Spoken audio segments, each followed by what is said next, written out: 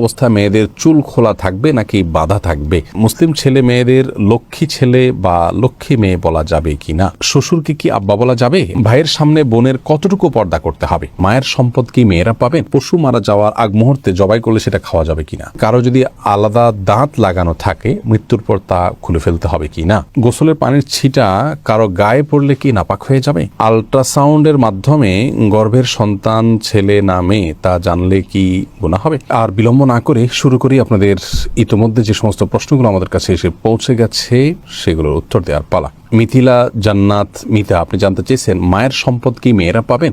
বোন মিথিলা, মায়ের সম্পদ মেয়েরা পাবেন, ঠিক বাবার সম্পদ যে হারে পান সে হারেই। আমরা অনেকেই মনে করি যে বাবার সম্পদের ভাগ বোধ হয় একভাবে হয়, মায়ের সম্পদের ভাগ বোধ হয় আরেকভাবে হয়। এটি ভুল ধারণা।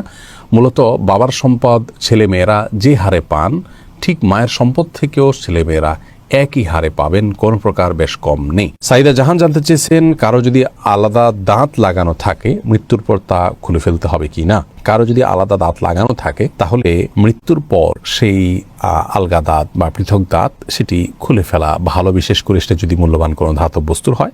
কিন্তু এটি আবশ্যক বা ফরজ ওয়াজিব কোনো বিষয় নয়। বিশেষ করে সাধারণ কোনো নর্মাল যদি কোনো হয় তাহলে সেক্ষেত্রে সেটি খুলে রাখা আবশ্যক নয়। এরপরে আব্দুল্লাহ আপনি প্রশ্ন করেছেন পশু মারা যাওয়ার আগ মুহূর্তে জবাই করলে সেটা খাওয়া যাবে কিনা? উত্তর হলো হ্যাঁ, খাওয়া যাবে। পশু যতক্ষণ পর্যন্ত তার মধ্যে প্রাণ আছে ততক্ষণ পর্যন্ত সেটি জবাই করলে খাওয়া যাবে। কোনো কারণে অ্যাক্সিডেন্ট হলো, পশু এখনো মারা যায়নি কিন্তু কিছুক্ষণ পরে মারা যাবে মনে হচ্ছে, এই মুহূর্তে জবাই করে দিলে সেটি খাওয়া যাবে। শারমিন আখতার আপনি জানতে চেয়েছেন নামাজরত অবস্থায় মেয়েদের চুল খোলা থাকবে নাকি বাঁধা থাকবে? নামাজরত অবস্থায় মেয়েদের চুল খোলাও থাকতে পারে, বাঁধাও থাকতে পারে। তবে খোলা থাকলে সেটি রুকু সেজদা এবং উঠা বসায় যদি ডিস্টার্বের কারণ হয় সেই দৃষ্টিকোণ থেকে খোলা না রেখে বেঁধে রাখা উত্তম এবং ভালো, যেহেতু সলাতে একাগ্রতা নষ্ট হতে পারে এমন কাজ করা উচিত নয়।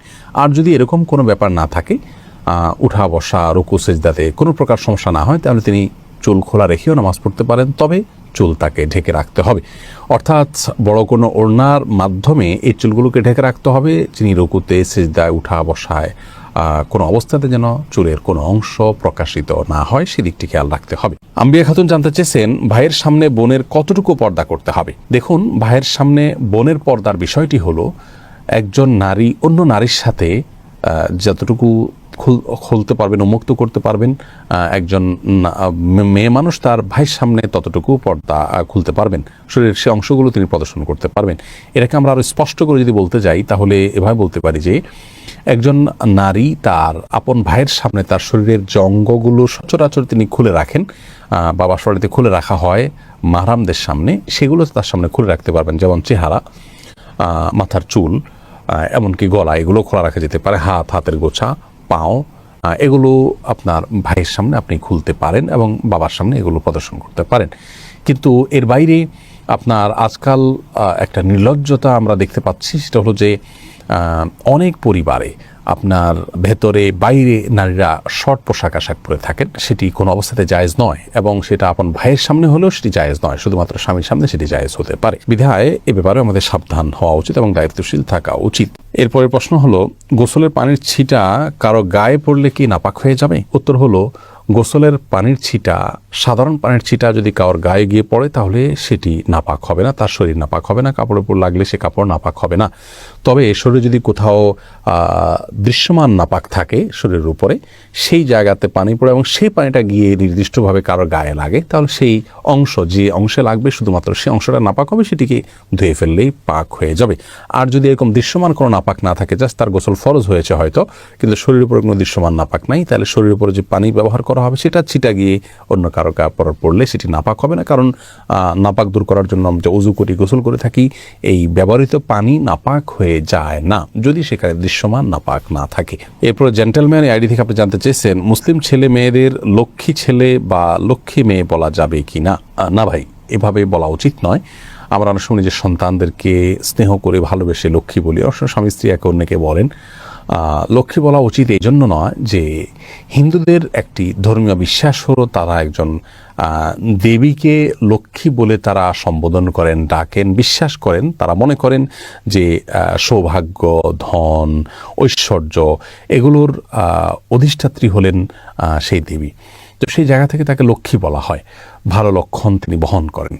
তো নিজের সন্তানকে বা প্রিয় কোনো মানুষকে যদি আপনি লক্ষ্মী বলেন, কেমন যেন আপনি সেই বিশ্বাসকে স্মরণ করে তাকেও ভালো লক্ষণ বহনকারী ওই দেবীর মতো, যদি আপনি এরকম মনে করে করছেন না, কিন্তু তার সাথে সাদৃশ্য হচ্ছে, সে বিশ্বাসের সাথে কিছু দিক থেকে বাহ্যিকভাবে হলেও মিলে যাচ্ছে।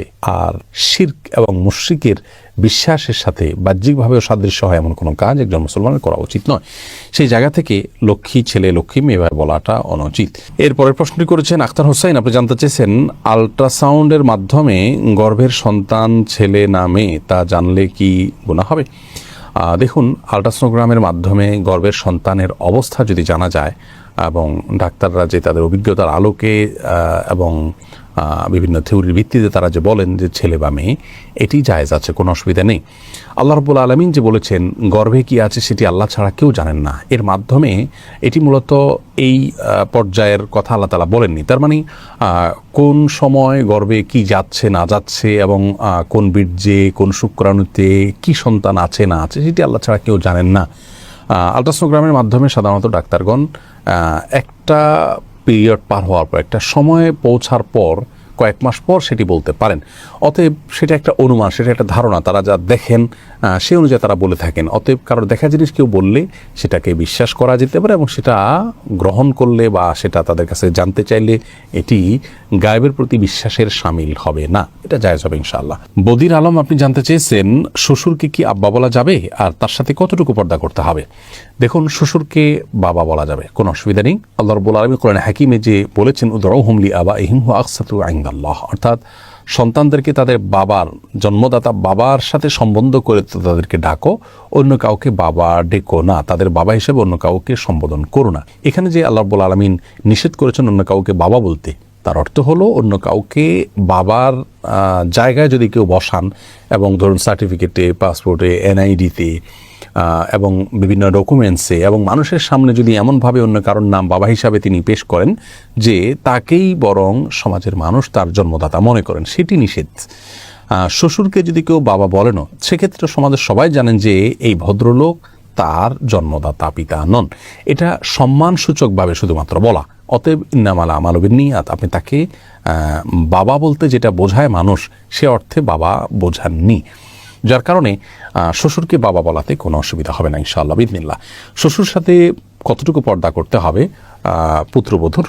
এর উত্তর হলো একজন মাহরামের সাথে যতটুকু পর্দা করবেন আপনি আপনার নিজের বাবার সামনে যতটুকু পর্দা করবেন, নিজের ভাইয়ের সামনে যতটুকু পর্দা করবেন, তার সামনে ততটুকু পর্দা করবেন। চেহারা এমনকি মাথার চুল ইত্যাদি খোলা থাকলেও গুনাহ হবে না, পর্দার লঙ্ঘন হবে না। হাতের তালু এবং বাহ্যিক অংশ, পায়ের বাহ্যিক অংশ, এগুলো আপনি খোলা রাখতে পারেন তার সামনে। একই কথা প্রযোজ্য হবে শাশুড়ির বেলায় এবং জামাইয়ের বেলায়। জামাই তিনি শাশুড়ির এই চেহারা, হাত এবং পা, এই অংশগুলো দেখতে পারবেন। তার মায়ের, তার বোনের যে অংশগুলো তিনি দেখতে পারেন, ইনিও তার মাহরাম হয়ে গেছেন, সেই হিসাবে তারও সেই অংশগুলো দুটো দেখতে পারবেন।